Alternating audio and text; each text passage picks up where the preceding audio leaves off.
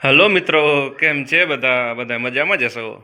મિત્રો, આજે આપણે સાંજે પાઉંભાજીનો પ્રોગ્રામ રાખ્યો છે, એટલા માટે આજે આપણે પાઉંભાજીની બધી તૈયારી કરવાની છે. બરાબર છે. તો આપણે આવી ગયા છીએ રસોડામાં. તો આપણે જેટલી મદદ થશે એટલી આપણે ભૂમિને મદદ કરાવશું એના કામમાં પાઉંભાજી બનાવવા માટે મિત્રો. અને તમને આ વિડીયો અમારો કેવો લાગે છે એ તમે કમેન્ટ બોક્સમાં અવશ્ય જણાવજો, અમને જે ખબર પડે કે અમારે આમાં કઈ જગ્યાએ ભૂલ થાય છે, શું આમાં ઇમ્પ્રુવમેન્ટ કરવાનું છે કે એ બધી વસ્તુ અમને ખ્યાલ આવે. બરાબર છે મિત્રો? એટલે કમેન્ટ કરવાનું ભૂલતા નહીં. તો ચાલો મિત્રો, હવે આજે આપણો અત્યારે સ્ટાર્ટ કરીએ. આપણો પાઉંભાજીનો પ્રોગ્રામ બનાવવાનો છે તે.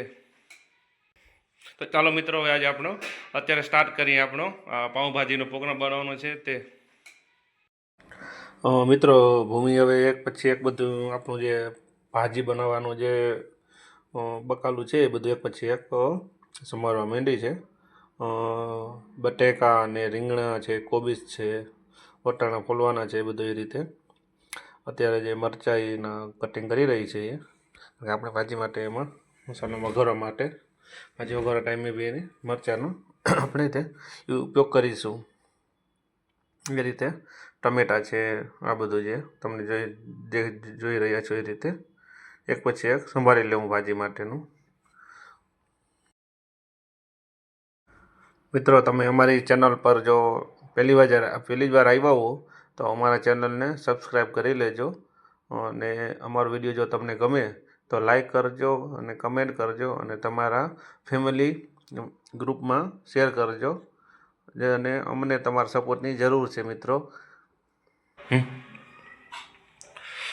આપણે જો એ બધો મસાલો એડ કરી લીધો છે. હવે એની અંદર આપણે જે ઓલા બધી બાફવાની વસ્તુ છે, બટેકા નાખી દીધા છે, ને રીંગણા છે, કોબી છે, ફ્લાવર છે, મતલબ આપણું બધું જેટલી બી કાચી સબ્જી બધું જે બકાલું હતું એ આપણે બધું એમાં નાખી દીધું છે મિત્રો, જેને આપણે બાફવા માટે. બરાબર છે મિત્રો? આપણે વટાણા જો અલગથી બાફવો હોય તો આપણે અલગથી બી બાફી શકીએ છીએ, એવી જરૂરી નથી કે સાથે જ નાખવા એમ, પણ અમે તો બધા મિક્સ કરી નાખીએ છીએ આ બધી વસ્તુ. એટલે જો તમારે જરૂર પડતી હોય તો અલગથી બી કરી નાખવાનું મિત્રો, એટલે કોઈ વાંધો નહીં. તમારે જેવો તમારા પાસે ટાઈમ છે એ રીતે પ્રમાણે બધું કરવાનું. મિત્રો, આપણે ઓલું બધું જે બધું બકાલું હતું એ આપણે એને બાફવા માટે મૂકી દીધું છે. અને બાજુમાં આપણે જે વટાણા થોડા વધારે રાખવા છે, માથે નાખવા માટે રાખ્યા છે. લીલું લસણ છે, લીલા મરચાં છે, સુકલ ડુંગળી, સુકલે નથી અને લીલી નથી એવી ડુંગળી છે, કોથમરી છે, અને આ આપણે મગફળીના દાણાનું પેસ્ટ રાખ્યું છે. બરાબર છે? ઓલા આદુ મરચાંનું બધું પેસ્ટ છે, લસણની. આ બધું આપણે પછી વઘારવા ટાઈમે એમાં નાખશું. બરાબર છે મિત્રો? આપણું આ બફાઈ ગયું છે આપણું જે બકાલું હતું બધું એમ. અને ભૂમિ આ મેશ કરી રહી છે આપણું જે મિક્સ જે શાકભાજી નાખ્યું હતું બધું, બટેકાનું, વટાણાનું, વાલ ને જે બધું કોબીજ ને મિક્સિંગ કરી નાખે છે આપણે એનું. પાઉંભાજી વઘારવાની છે આપણે. એમાં પેલા માખણ નાખી દીધું છે. બરાબર છે? હવે આપણે વઘારી રહ્યા છીએ પાઉંભાજી. પછી એક આપણે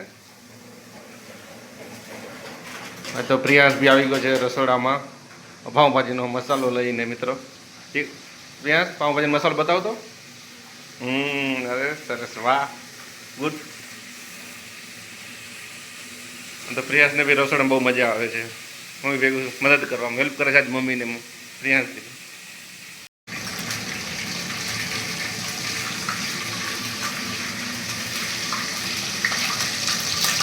આપણે તેલ ને ગરમ મસાલો ને નાખી દીધું છે. હા, એને બધું હવે એક પછી એક હવે બધું નાખી દેવાનો મસાલો આપણે. અને પછી આપણે જે બધું મિક્સ મેશ કર્યું એ બધું છે, આ બધું કરવાની છે વસ્તુ, એ બધી કરવાની. સ્વાદ અનુસાર મીઠું નાખી દઈએ આપણે. આપણે લીલા લસણની પેસ્ટ નાખી દઈએ છીએ, તીખા લીલા લસણની પેસ્ટ, જે રીતે એ બી લાલ મરચાંને મસ્ત સ્વાદ આવે એટલા માટે. તમે ભાઈ મિત્રો એકવાર ટ્રાય કરજો, બહુ સરસ બનશે.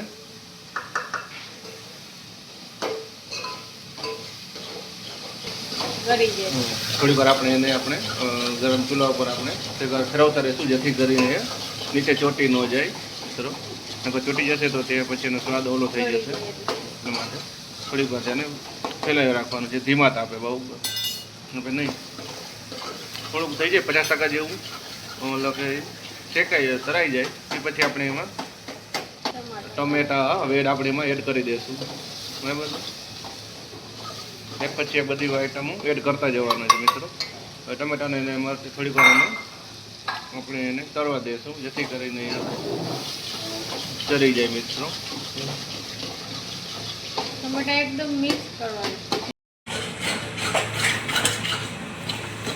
હજી આપણે એને જે ચરવા દઈ છીએ, હજી ટમેટા અને ડુંગળી, લસણ, જે લીલું લસણ છે જે ચડી જાય ત્યાં સુધી આપણે એને ધીમા તાપે તેલમાં તરવા દીધું છે.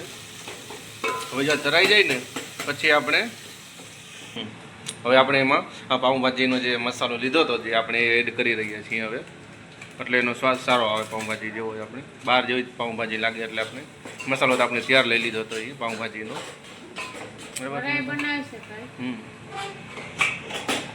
હવે આપણે મસાલા નાખો એકદમ મિક્સ કરી લઈએ બધું જે હતું એ બધું. પછી આપણે બધું જે ભાજી માટે જે આપણે જે બધું લીલું બકાલું લીધું હતું જે, બરાબર છે, હવે આપણે પછી એને એડ કરીશું. બરાબર છે. અને થોડીક વાર એને આપણે ગરમ કરી લેવું, જે રીતે આપણે જોતું એ રીતે એની ગ્રેવી કરવાની ભાજીની. બરાબર છે મિત્રો. મિત્રો પ્રયાસ બહુ મસ્તી કરે છે, તમે જોઈ શકો છો. જો જો એને બસ બધું તોડી વાનું જ બધું ગમે છે, બધી વસ્તુ મસ્તી જ કરવી છે ને બીજું.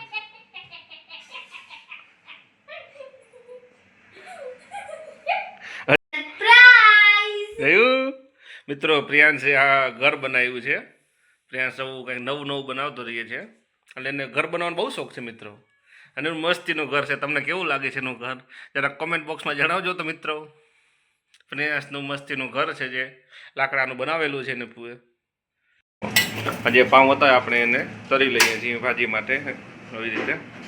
અને આપણે નીચે અમારા પપ્પા જે ચાલુ થઈ ગયા છે પાઉં પર, ત્યારે એની લઈને હા આપણે ભાજી બનાવી છે મિત્રો. મારા પપ્પા થોડી તીખી ખાય છે, એટલે એના માટે તીખી બનાવી છે, અને અમને થોડી મીડિયમ જોઈએ છે, એટલે અમે આવી બનાવી છે. મિત્રો તમને આ વિડીયો કેવો લાગ્યો તે કમેન્ટ બોક્સમાં અવશ્ય જણાવજો. હવે આપણે મળીશું નેક્સ્ટ વ્લોગમાં. ત્યાં સુધી રામ રામ.